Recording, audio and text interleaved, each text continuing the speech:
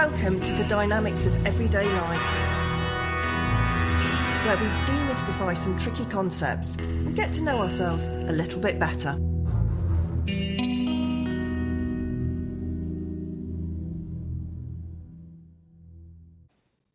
Welcome back to the Dynamics of Everyday Life. It feels like quite a while since I've done a solo episode because the last few shows have been interviews. I'm now in the fortunate position of having a good number of people who want to come on the podcast, which is great, especially for my self-esteem. But it does mean that all the brilliant titles, if I do say so myself, I've got stack up as I collect them along the way. And then I can't remember what they refer to, so any witty one-liners are probably lost too. But today, I'm back on my own, raring to go with another topic. And like many of my titles, this one is taken from a recent trip to Paris. Now, just to qualify, I am not nipping off to Paris every other weekend, much as I'd love to be. The twice-a-year trips with my best friend are quite let's say a very important part of my life, hence why they feature widely in my podcast topics. On our last trip, as she had just turned 18, my daughter was invited to come along with us too, so it was an even bigger occasion. As usual, we arrived at St Pancras and did our normal routine of pre-journey snack shopping, whilst obviously talking at 1,000,000 miles an hour. We go through ticket checks and security and then into the departure hall. As my daughter came with us, we'd had to go at half term, so as you can imagine, the waiting room was more than a bit chaotic. Think feeding frenzy and you're getting close. Never mind, we think, there'll be room to sit down in a moment and then our train will be called. And then the time comes for boarding to be called and it isn't. So we wait and we wait and we wait some more.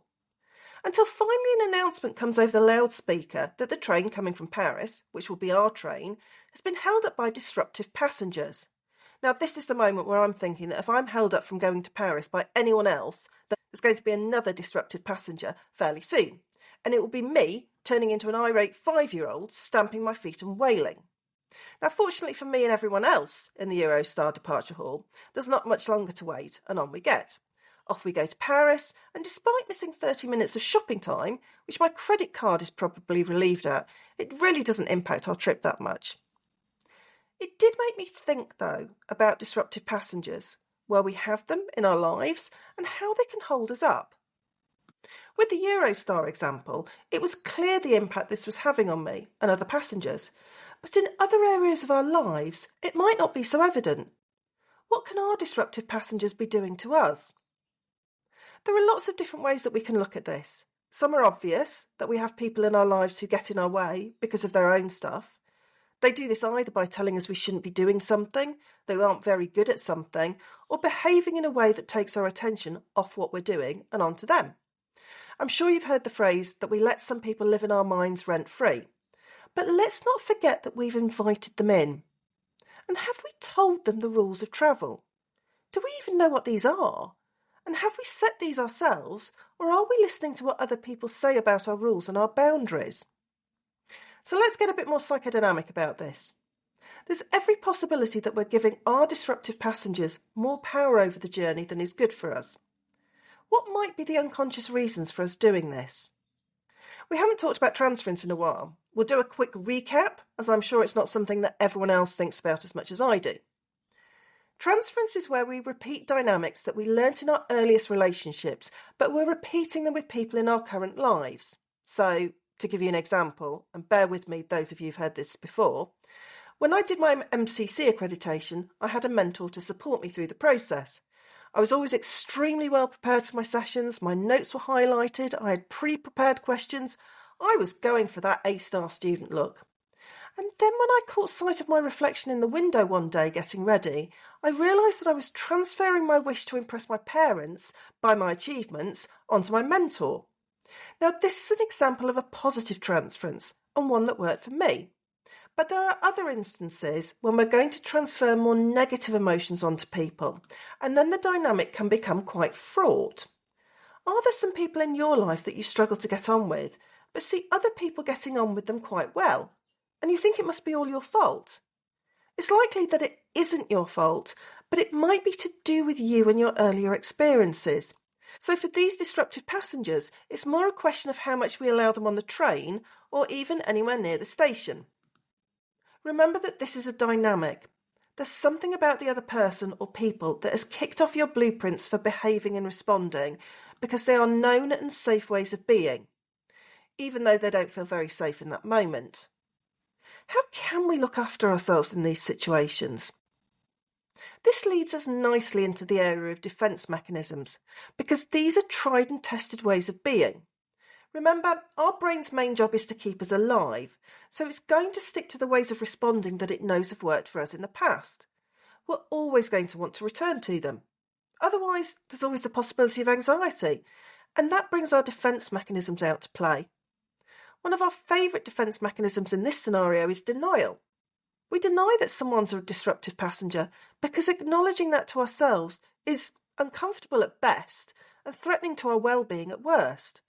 We might not want to admit someone or some situation is unhelpful to us because of our own situation or the additional benefits it brings or what it would mean to us if we acknowledged how we truly felt.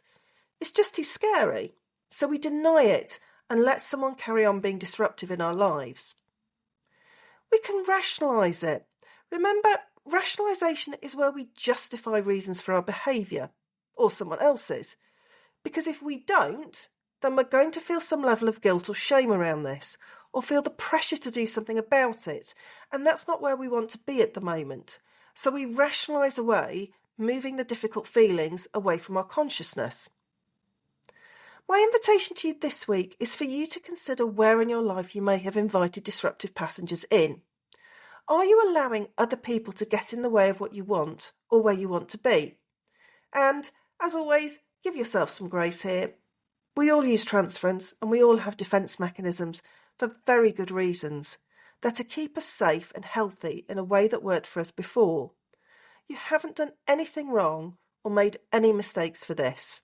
What we can do now, though, is to see how we can move forward. The way that disruptive passengers are dealt with is generally to be either given a warning or removed from the train. There are boundaries set around their behaviour. Is it a case of you looking at your boundaries? This isn't often easy. We can feel guilty or worry that we're upsetting other people. It's not usual behaviour for us, so it's likely to need some practice, and that's okay. Unfortunately, boundaries don't tend to be a one and done scenario. It's like going to the gym. It needs to be done often to get the results. Before we close, I'm just putting out one more call for my course, Essential Psychodynamics for Coaches.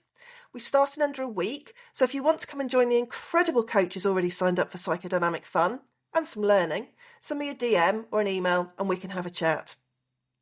And as we always close, looking at ourselves at this level can be challenging and unnerving as we develop our awareness, so I'd always encourage that you do this at your own speed.